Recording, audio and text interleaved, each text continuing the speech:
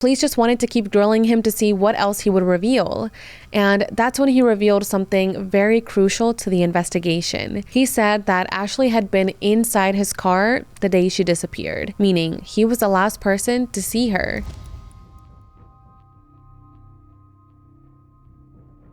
Hey everyone, welcome back to What Happened with Jackie Flores. I'm Jackie and I hope you guys are doing super well. So welcome to episode 18 of the podcast.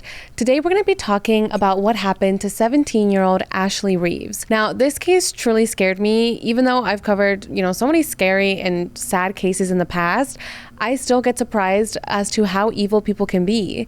And the man involved in this case is truly evil. I do want to put a trigger warning because we're going to be talking about very graphic details. There is so much information to go over, so let's jump right in and let's talk about what happened to Ashley Reeves. Ashley Reeves was born on January 1st, 1983 in Bellevue, Illinois to her parents Michelle and Michael Reeves. She had a younger sister named Casey who she was very close to, and Casey says that she really looked up to her older sister. So soon after the girls were born, the family decided that it was time for a change, and they actually moved one town over to Millstadt, Illinois, which had a population of about 3,200 people. So it was a small town, it was that type of town where everyone knew everyone was in each other's business, and at the same time, it also just seemed like a relatively safe place to live. So let's talk a little bit about the dynamic of the family. This was a family of 4, and Michelle and Michael were pretty strict parents. They had a lot of rules for their daughters, but they also weren't the type of strict parents where Ashley and Casey felt like they had to hide things from them. So yes, they had their rules that the girls needed to follow, but they still had an open relationship with their children. Ashley and Casey didn't feel like they had to keep secrets from them. They were pretty honest and open with them, and they all just had a really good relationship with each other. Ashley and Casey knew that they could go to their parents with anything, and for the most part, they did. They honestly seemed like a typical loving family. Michelle and Michael absolutely adored their daughters and encouraged their daughters to be the best versions of themselves. Although the parents had an open line of communication with their children, teenagers will be teenagers. I mean, you know how it is when you're a teenager, as a teenage girl, sometimes you just don't want to tell your parents what's actually going on or what you're doing. Sometimes you don't even want to tell your friends. I remember being in high school and I was just really secretive. I don't know why, because I wasn't doing anything crazy, but sometimes I just wanted to keep things to myself. And that's how Ashley felt at this time. She didn't want to tell her parents everything that was going on in her life. Ashley was a junior at Columbia High School, and she just seemed to be like any other high school student. She was an excellent student, and she was also known to have a big and beautiful smile on her face. Her classmates say that she was very social, she had a lot of friends, and they all described her as funny and bright. Now, since Ashley was a junior in high school, she was already thinking about her future. Next year she was going to be a senior in high school, and that's when college application starts. That's when everything really starts to change. So she was already planning on what she was going to do and thinking about the different schools and programs that she would apply for in college. She was also in a relationship at this time. She had a boyfriend named Jeremy Smith who also went to the same high school, and the two of them had been dating for about 2 years. Now, her parents were really supportive of her relationship with Jeremy. They really liked him. They said that he was just a wholesome and kind guy. They could tell that Jeremy really cared for Ashley and that this relationship was important to him. So as you can see, Ashley was a typical high school student who got good grades in school, had a loving boyfriend, lots of friends, and a great family. Everything seemed to be going well, but on Thursday, April 27th, 2006, that would all change. That day, 17-year-old Ashley was getting ready for another day of school. She told her parents that after work, she was going to go to a job interview in Fairview Heights, which was about 15 miles away from their home. After she did her job interview, she was going to go play basketball with a friend, and that would be it. That was pretty much what her day was going to consist of. So, just a typical normal day. Now, normally her parents would give her a ride, but she told her parents that she actually had her own ride. She was going to go borrow her boyfriend's SUV and then use that to take herself to the interview and then to go play basketball. Once Ashley was done getting ready, her and her sister Casey left the house and they headed over to school. Later that day, when they finished their classes, Ashley went to go meet with her sister Casey at her locker. They gathered their things and then they headed over to the student parking lot, got inside Jeremy's SUV, and then Ashley dropped Casey back off at home and then she headed over to her interview. That day went on, and at around 10 p.m., Ashley's family realized that she still wasn't home yet, which was very odd because 10 p.m. was her curfew time, and as I mentioned earlier, her parents did have strict rules, and one of those rules was you cannot miss curfew. Michelle and Michael started to get concerned because they realized that they actually hadn't heard from her all day long, and she was just supposed to go to her interview, go play basketball, and then come back home. So where was she? The parents went over to Casey and they asked her, have you heard from your sister? Did she let you know about how her interview went or when she was coming home? And Casey said that no, she hadn't spoken to Ashley since she dropped her off at the house earlier that day. The parents are like, okay, that's weird. So they decide to call Ashley's cell phone and, text her to see what's going on, but she wasn't responding to any of the messages or the phone calls. Casey also joined in on this, and she was calling and texting her sister, but no one was getting any responses from her. So their next step was to call Ashley's boyfriend, Jeremy. Maybe they had met up together and they lost track of time, so they forgot to call and let them know about what was going on. I mean, that was a possibility, that Ashley was simply with her boyfriend. So they called Jeremy, and he says that no, he is not with Ashley, and that he also hasn't heard from her since he last saw her at school and gave her the car keys. He said that he actually tried to call her a couple of times that day, but she never responded. He texted her, but again, she did not reply to him. After hearing this, the parents got very concerned. I mean, this was just all very out of character for Ashley. I mean, it's one thing to not answer your parents' phone calls, but to not answer your sister or your boyfriend all day long, that's very concerning. So they started calling around to Ashley's friends, but again, no one had heard from her since school ended and no one knew where she currently was. This is when Michelle and Michael just knew that something was definitely wrong, and they immediately called the police. They specifically called the St. Clair County Sheriff's Office to report Ashley as missing. Now, missing teenagers aren't always taken that seriously. A lot of the time, detectives assume that the teenager ran away and that they will most likely be back, later that night or the following day. So they don't really take disappearances that seriously, and they can sometimes be hesitant to even start a search party because they don't know if it's actually anything serious. There's a million things that could have happened. The teenager's phone could have died. That's why they weren't answering the phone or contacting anyone. They could have lost track of time, or they just didn't feel like coming home. That's why a lot of times there's that 48-hour rule to report someone as missing, which honestly is crazy to me, and it doesn't really make sense because if someone's life is at risk, the first 48 hours are literally the most important. And I understand that sometimes there are cases where this person is a runaway and nothing is actually wrong, but still, the 48-hour rule is just a little bit frustrating. So yeah, unfortunately, a lot of missing teenagers are treated as runaway situations, but thankfully in this case, the sheriff's office took Ashley's disappearance very seriously, and they immediately opened an investigation for her. Now, the reason that they treated it as a missing persons case and not a runaway was because of the level of fear in Michelle's voice. The sheriff lieutenant Mike told the police chief Stephen Johnson, quote, "Captain, this one sounds a little bit different. I think we probably need to run with this one right away." And I can't even imagine how scared Michelle must have sounded on the phone, and my heart just breaks for Michelle or anyone who has been in this situation before. Police Chief Stephen Johnson said, quote, "Something was different with this case. This missing girl, Ashley Reeves, was not answering even texts from any of her friends, and one thing we know with young ladies is that maybe they will not answer their parents, but they will answer their friends." So the police knew that Ashley wasn't just a teen, acting out, and that her not answering her phone was serious.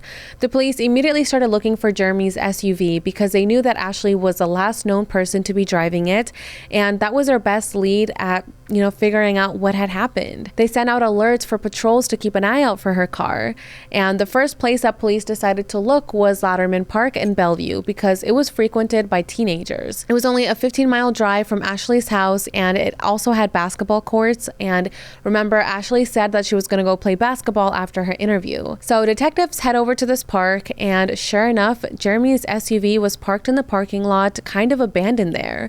They went to go look inside the car, but Ashley wasn't inside and she was nowhere around the car. The police did search the vehicle for clues, and they found an outfit that Ashley had packed for her job interview and her basketball clothes. The police started searching every inch of this 22-acre park hoping to find Ashley, but after searching all night, they still hadn't found her. And at this point, they don't even know if Ashley made it to the basketball court or who the friend that she was supposed to meet to play with was. Now, often when someone is deemed missing, their significant other becomes their first suspect.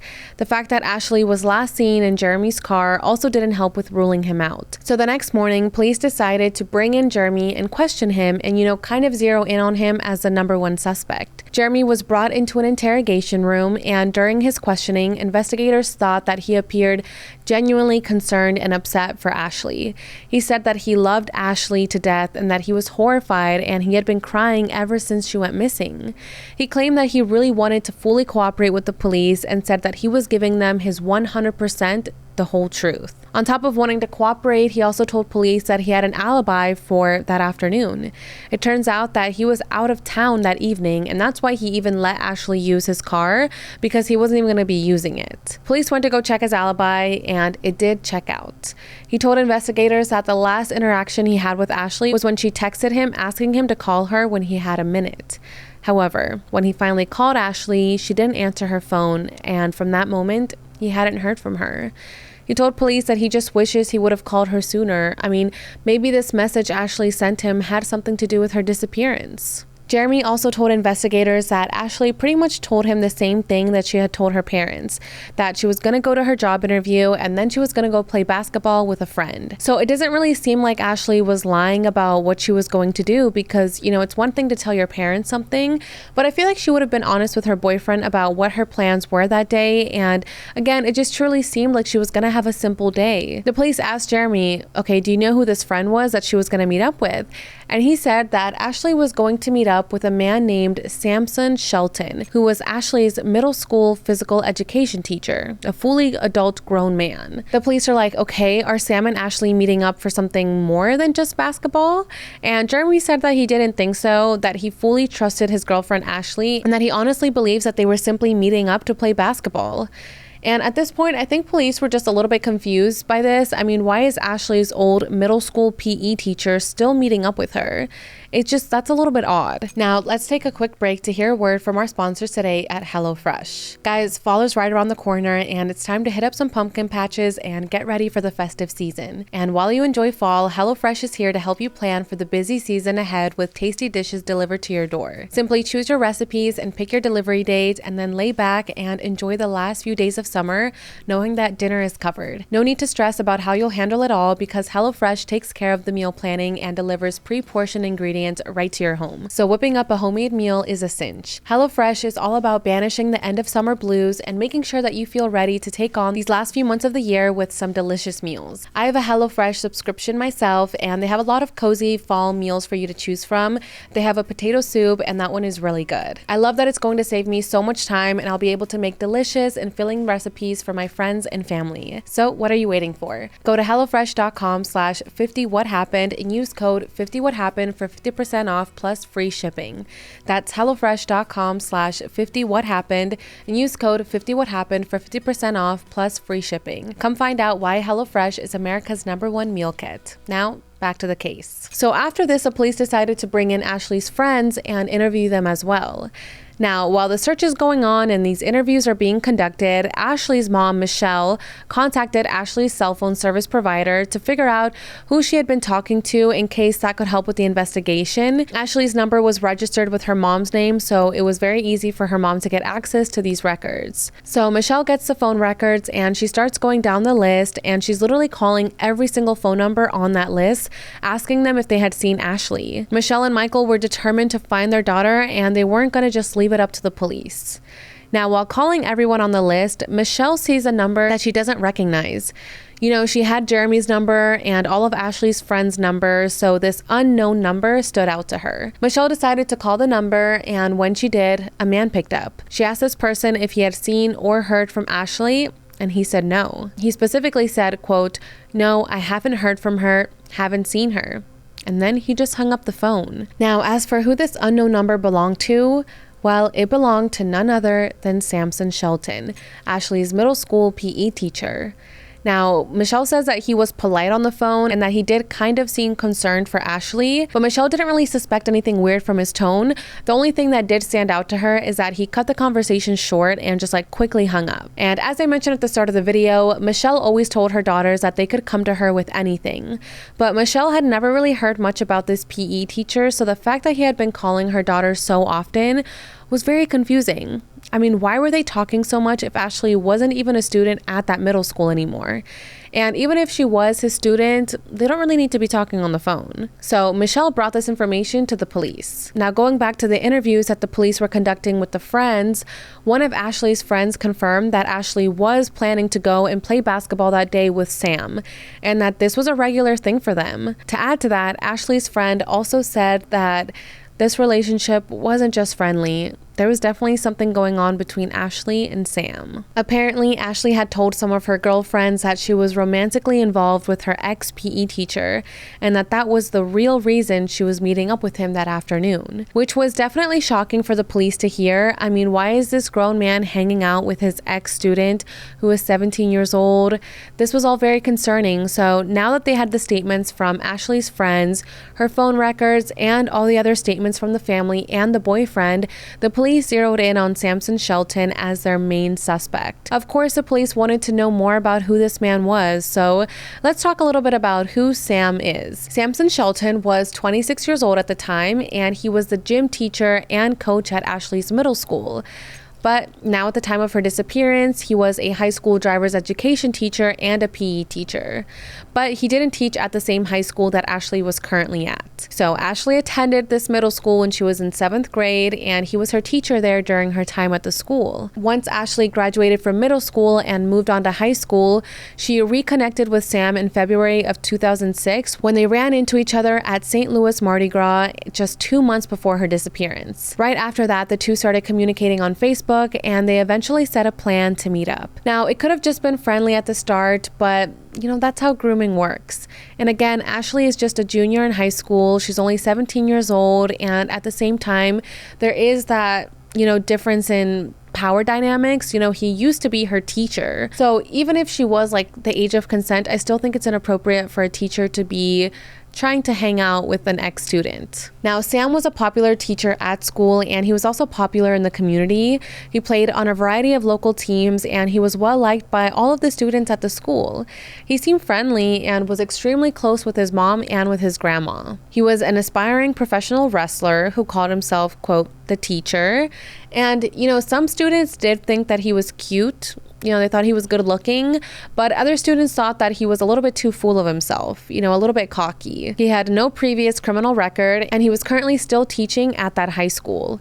So the police decided to locate Sam so that they could interview him. He was supposed to be at a basketball practice right now, so they actually went over to his game and they pulled him right out of basketball practice to ask him a few questions. And then they brought him down to the interrogation room. Now, according to detectives, Sam was very cooperative and friendly. He insisted that his relationship with Ashley was strictly platonic and that there was no type of romance going on between them, despite what Ashley's friends were stating. He said that him and Ashley were just friends, that yeah, he used to teach her in middle school, but they stayed in touch with each other, bonding over sports, and that there was nothing more going on in the friendship. Detectives asked him, okay, where have you been for the last 2 days? And that's when Sam laid out his routine for them. He said that he taught on both Thursday and Friday, and then he went out to a bar Thursday night to do some line dancing like he regularly does. Sam claims that he hadn't seen or heard from Ashley at all during that time, and that he had no idea where she could be at this moment or what might have happened to her. And he also said that he did not have plans to meet up with her, like Ashley allegedly told her friends. So the police keep asking him more questions about this friendship, and that's when Sam admits that Ashley became obsessed with him and that she would call him nonstop.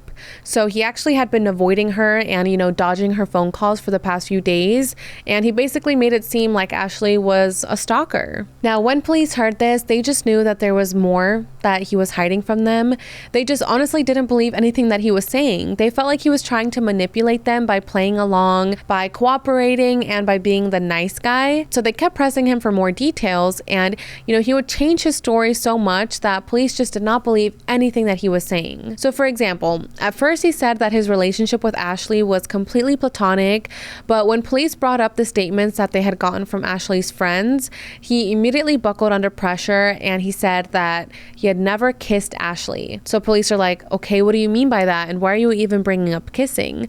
Because that's a very specific thing to say when they were just asking him if their friendship was more than that. So after he says that they had never kissed, he literally admitted that him and Ashley had had sex in the back of his car. So he went from saying that this was a friendly relationship, that nothing romantic was going on, that he had never even kissed Ashley, to now saying that him and Ashley did have sex. I mean, that's why police were so iffy about him in the first place, because he just kept changing his story.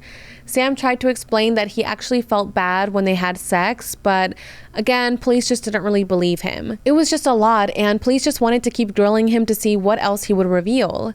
And that's when he revealed something very crucial to the investigation. He said that Ashley had been inside his car the day she disappeared, meaning he was the last person to see her. This was so huge to the investigators, and of course they wondered, why was he keeping this a secret? Why didn't he admit from the start that he was the last person with her? According to Sam, that day they met up and they got into an argument. And he says that Ashley was being very erratic. She was kicking and screaming at him. So he just decided to let her out of the car at Radio Range Road. He let her out, he shut the door, and then he just took off. He literally left 17-year-old Ashley outside on the side of the road all by herself. The police were not buying this. I mean, if Sam cared about Ashley, wouldn't he at least be a little bit worried if Ashley made it back home safely? Instead, he just drove off, and then later that night he went to a bar and did some line dancing. And what's truly shocking and odd is that when police asked him, why didn't you go back to see if Ashley was still there? He says that he didn't want to drive back there because he has a weak stomach. And he was worried that maybe Ashley had gotten hit by a car, and he didn't want to drive by and see Ashley laying in a ditch because that would make him feel horrible and would make him throw up. Yeah, he says that he can't even watch movies like Texas Chainsaw Massacre because it's too much for him to handle. So he says that if he would have seen Ashley laying on the side of the road, he just would have felt terrible, which is crazy. I feel like that's insane to say. Like, you didn't want to go check on her in case she was hit and injured by a car? Then maybe he shouldn't have left her on the side of the road all by herself. Police were just convinced that Sam was still hiding more, especially considering the way the interview was already going. So that's when they decided to bring on another detective named Steven Johnson to the interrogation, because a lot of this information still wasn't leading them to actually finding Ashley. So Detective Steven tried a different approach. He tried to reason with Sam by asking him to admit if he had made a mistake, and he even brought up his grandma, who everyone knew Sam was really close to. Steven said, quote, "If I left from here and I went and talked to grandma right now and I laid down this whole story that you're saying, what's grandma gonna say?" And this kind of worked. Sam was breaking down a little bit. He said that he just wanted to go home and explain to his mom and grandma what actually happened. But Steven kept on playing the grandma card. He said, "Your grandma's not here. Your mom's not here. But you know what? In a way they are. Because everything they taught you, all the talks grandma had with you are within you. All of them are. And unfortunately right now, Sam, you aren't telling us the truth. And you need to. You have to, for mom and for grandma."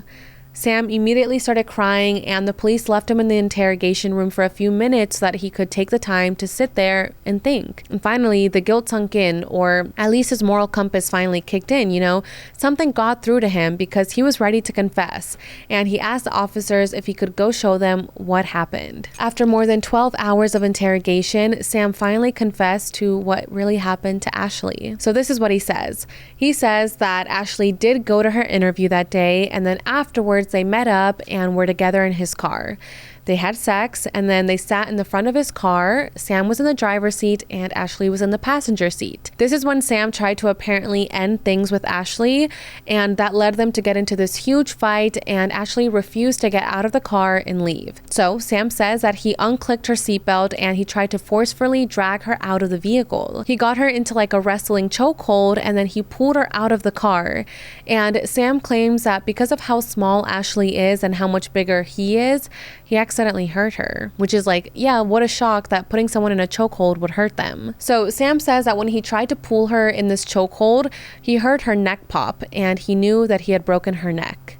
Ashley went limp and he panicked and didn't know what to do. He kind of picked up Ashley to see if she was still alive, and she was, but instead of calling 911 or taking her to the hospital, he decided that he needed to strangle her and try to make it look like someone had attacked her. Well, he didn't really need to stage this considering that he literally was attacking her. And again, that's just crazy that in his brain, he's like, oh my God, I need to kill her and like make it look like someone killed her instead of just taking her to the doctor or to the hospital. So Sam tried choking Ashley to death with his hands, but that didn't work because she was still breathing. Then he took his belt and he pulled it around her neck for a very long time. He said that he had to turn his head away because he didn't want to see what he's doing because, like I mentioned, he has a weak stomach and he felt like he was going to throw up. But at the same time, I'm like, he literally had the option to stop doing this. So I don't know why he was trying to add his like sickness into the story. I feel like it was trying to make him seem like he was a victim in all of this. Like he didn't want to be doing this, but he had to. So he's doing this when all of a sudden he said he heard a gurgle and he let go. He turned around to see that Ashley had spit and foam coming out of her mouth. And that was the sickest color he had ever seen her. Her tongue was protruding from between her teeth, but it doesn't end there. He then turned Ashley's body to face the car window, so away from him, and he used his foot for leverage on her back to choke her as hard as he could. And the belt actually broke from the extreme force. Like, the level of strength and force that would take is truly horrifying. So because Sam couldn't use the belt anymore, he repositioned Ashley one more time and choked her with his hands until there was no more breathing, no more froth, no more changing of the facial color. Ashley was gone. He then shoved Ashley down to the ground of the passenger seat area and he drove to Citizen Park, which was a 42-acre park several towns away. He then parked and made sure that no one was around. And then he dragged Ashley's body out to a secluded area and he left her dead body there. He then ran back to his car and just drove off. Later that night, while Ashley's body was laying in this park, Sam went out and went line dancing. And there's actually footage of him doing this. He's just dancing with all these people. He doesn't have a care in the world or any guilt for what he had just done. And then the next day, he literally went to school and taught class. Yeah, he literally was with students, teaching them, and the students and the staff say that he was completely normal. He had no signs of distress. He didn't look upset. He didn't look worried. He was just his regular self. He continued to joke around with some of his students as he usually did, and after school, he went to the baseball field to play a game, which is just truly disturbing. The fact that he was able to go to a bar that same night he brutally killed someone is frightening, and it just shows how evil he is, and how he literally has no remorse for what he did. You would think that maybe he would go home and just like hide or cry and like be by himself because he feels terrible for what he did. But no, he was able to go to a bar and go line dancing. It's also terrifying to know that the next day he was around students just acting normal. Like, I don't even know how those students feel now knowing this, or the parents feel. So after confessing to what he had done, Sam led the officers to where he had left Ashley's body in Citizens Park. At this point, Ashley has been reported missing for 30 hours. It was pouring rain and the woods were very thick. Sam had dragged Ashley's body to a secluded part of the woods so that she wouldn't be seen. But now, in the dark and in the damp, he claimed that he couldn't figure out where he put her, so her body could have been anywhere. After they walked around through the woods for around 30 minutes or so, the investigators were starting to think that maybe Sam was just kind of taking them on a wild goose chase and, just lying to them again. But then, suddenly, their flashlights landed on something. It was Ashley's body. She was laying on the ground on her back. She was just covered in insect bites all over her body because she had been deep in this forest for a long time. And there's actually footage of police finding Ashley's body, which of course I'm not going to include in this video because it's way too graphic and just a lot to take in. It was just a really horrific scene to come across, but as the investigators got closer to her, they realized that her chest was moving and that she was still breathing. The officers were shocked that they had found Ashley alive. The paramedics quickly rushed Ashley to the hospital, but they weren't too confident that she was going to make it. She had been repeatedly strangled, her neck was injured, and she was left out in the cold with only a t-shirt, so she had hypothermia. At the hospital, Ashley was put into a medically induced coma. The hospital staff told her family that they didn't expect her to wake up because of how severe her injuries were. Of course, the family was happy that Ashley had been found, but now they were just hoping that she would pull through, and Ashley did. Several weeks later, Ashley woke up from her coma, which was a miracle, and her family was just so happy about this. They could not believe that Ashley was awake and alive. But they also knew that her road to recovery was going to be very long. She was described by one of the detectives on her case as one of the toughest people that you would meet. First, Ashley fought to survive, and then she fought to be able to speak again. She was in a wheelchair since her neck had been broken, but she fought to be able to walk again. And she was able to. The road to recovery had been long, painful, and emotional. Doctors even had to reteach her on how to eat and drink again. Ashley remembers that her first drink of water after fully recovering was amazing. And then just months later, Ashley regained full use of her body, which is just so amazing. I can't imagine going through all of those things that she went through and then just making a full recovery and being alive. So to this day, Ashley says that she doesn't really remember anything that happened before the attack. She doesn't remember anything about the attack itself or the days after she was found. She hasn't really spoken about how this relationship with Sam started.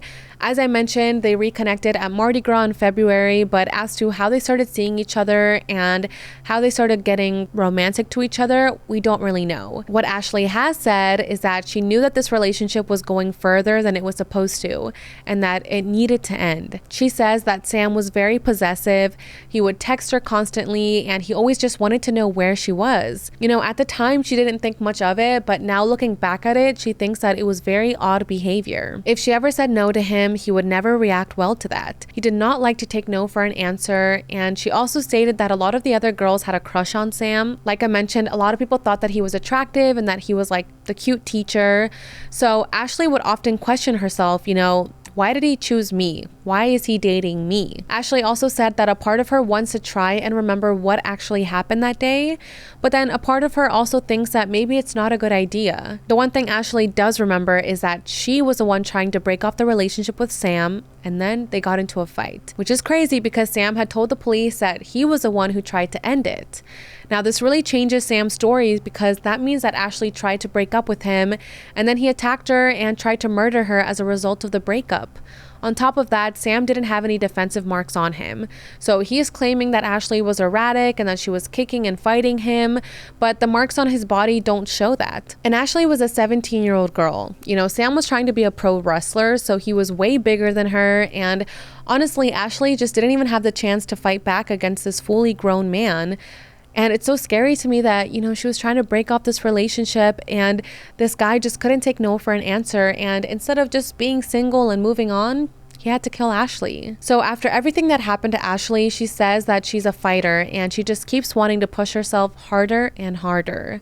She said that she's grown from this, she's gotten older now, and she's gotten a better outlook on life.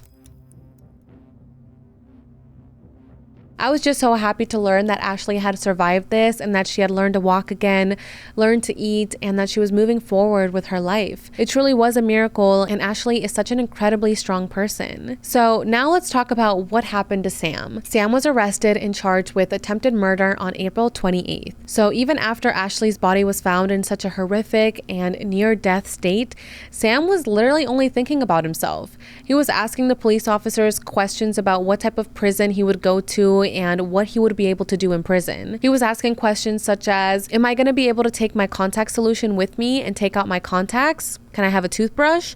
Am I going to have a private area for the toilet because I can't pee when there's other people around me because I have a urinary stress disorder? Yeah, Ashley was literally in a coma. She was left outside for 30 hours with bugs all over her. She couldn't walk for some time, but his primary concern was whether or not he was going to be able to have his contacts and his toothbrush. So despite Sam's violent confession that showed he literally acted with zero remorse, he actually made bail and was released while awaiting trial and put under house arrest, which is so crazy to me. I feel like he was definitely a danger to the community, so how was someone like him even granted bail? So while Sam was under house arrest, he actually tried to take his own life by taking a bunch of prescription pills and mixing it with alcohol. When EMTs arrived at his house and they tried to save him, Sam actually punched and spit at them. He had written on his chest something like, "Don't save me," or, you know, "Don't resuscitate me." So when he was at the hospital, he actually yelled racial slurs at a nurse and then tried to kick her in the face. Yeah, this guy's literally the worst. Now, his attempt to take take his own life did cause a judge in his case to question his mental state, but in the end, he was deemed mentally fit to stand on trial. Now, going to trial meant that Ashley was going to have to testify against Sam, but her family didn't want that to happen because they didn't want her to have to relive all of the trauma, so they actually signed off on a plea deal. In June of 2007, Sam pleaded guilty to attempted first-degree murder and was sentenced to 20 years in prison. I feel like he should have gotten life for what he did. Like, the sentence shouldn't really be smaller just because Ashley miraculously survived. As of now, Sam is currently serving his sentence at the Medium Security Hill Correctional Center in Galesburg. He qualifies for parole in spring of 2024, but his original projected discharge date is April 22nd, 2027. He was 26 when he was arrested, and he is now 41 years old. It really is frightening that in a few years Sam will be released. It's scary to even think about that, and I can't even imagine how Ashley's family feels about it. I just truly hope that he never hurts anyone else again, and hopefully he just leaves Ashley alone and doesn't try to contact her or her family. As for where Ashley is today, she has a completely new life. She has 2 kids now, she's working as a caregiver in Illinois, and she's just done her best to move on from this. There was actually a Lifetime movie made about her story called Left for Dead, which premiered in 2021. Ashley has done a handful of interviews speaking about what happened to her.